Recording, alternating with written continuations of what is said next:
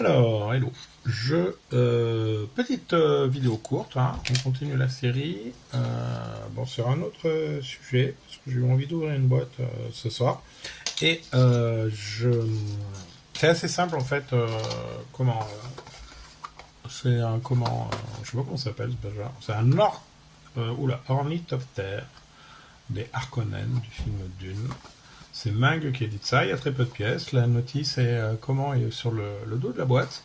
Et dans des cas comme ça, et ça vaut aussi pour des phases de montage d'un modèle plus complexe, puisque tous nos modèles sont, comment les notices sont divisées en phases.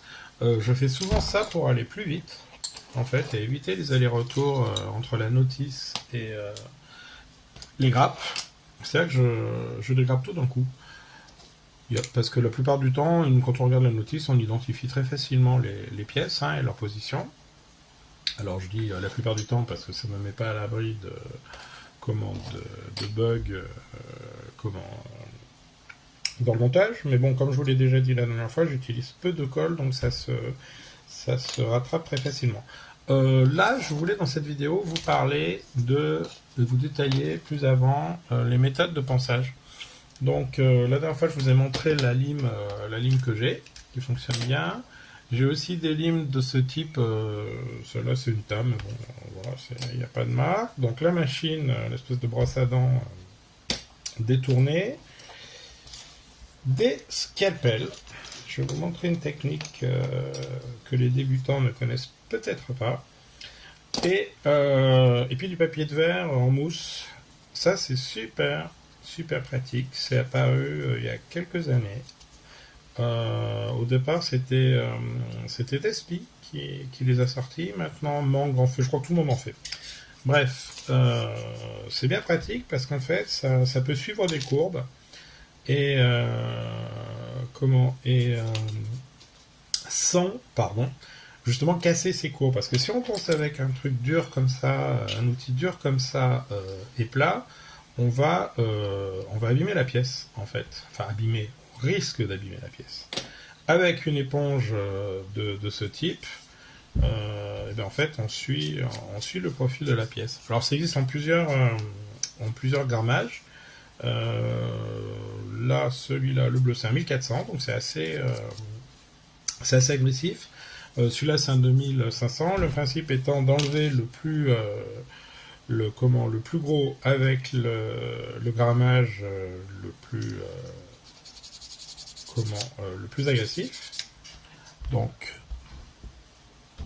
comme ça. Voilà. Donc, on enlève, là en l'occurrence, c'était une attache de grappe. Et ensuite, on termine avec le grammage le plus fort. On polit le plastique, en fait. Et comme ça, on aura une jolie surface. Je voulais, donc, on fait la même chose, donc on fait pas la même chose, mais les limes sont réservées à des lignes de joint ou des attaches de grappe plus costauds, ou sur des pièces qui sont des portions de pièces qui sont planes.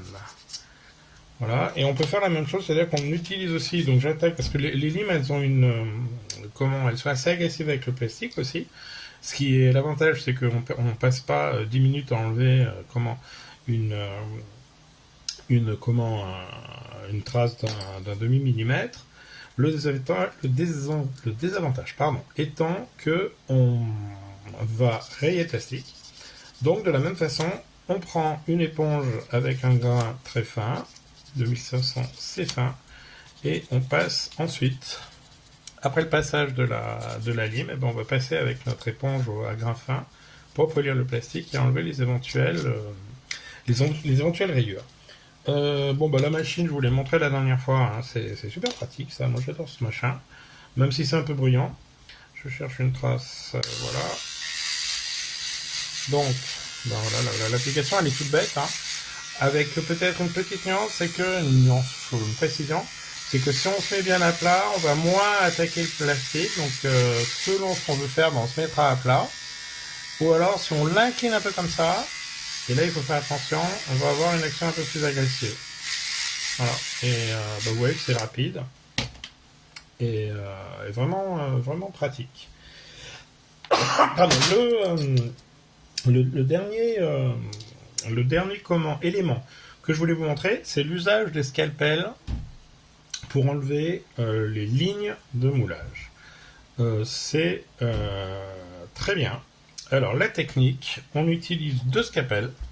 Donc un scalpel à lame ronde pour les pièces ou les surfaces plutôt qui sont planes, et un scalpel à lame droite comme ceci pour les surfaces qui sont courbes. Et ce qu'on va faire, c'est qu'on prend notre pièce avec la ligne de moulage, je pense que vous l'apercevez là, et on va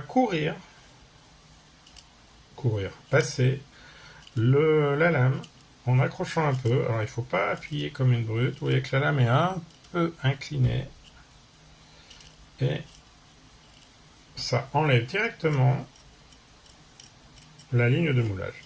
Pourquoi on passe pas comme une brute? Parce que c'est une lame de scalpel, c'est très aiguisé, et donc ça peut creuser le plastique. C'est pas l'objectif qu'on cherche à obtenir.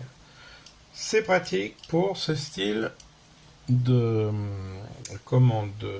pièces qui sont fines et où on pourrait être embêté avec de passer une lime, une éponge sûrement, une lime parfois. Avec la lame, on peut faire un travail de précision. Et Dieu sait si on aime le travail de précision. Voilà. Et alors, pour des surfaces courbes, ça tombe bien, j'en ai là. Je ne vais pas vraiment préparer, mais j'en ai. Et ben, on prend la lame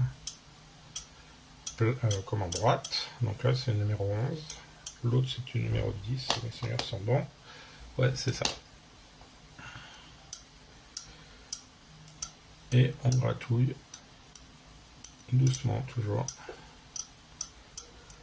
sur la ligne de moulage. Alors, l'usage d'un des outils n'empêche pas l'usage de l'autre.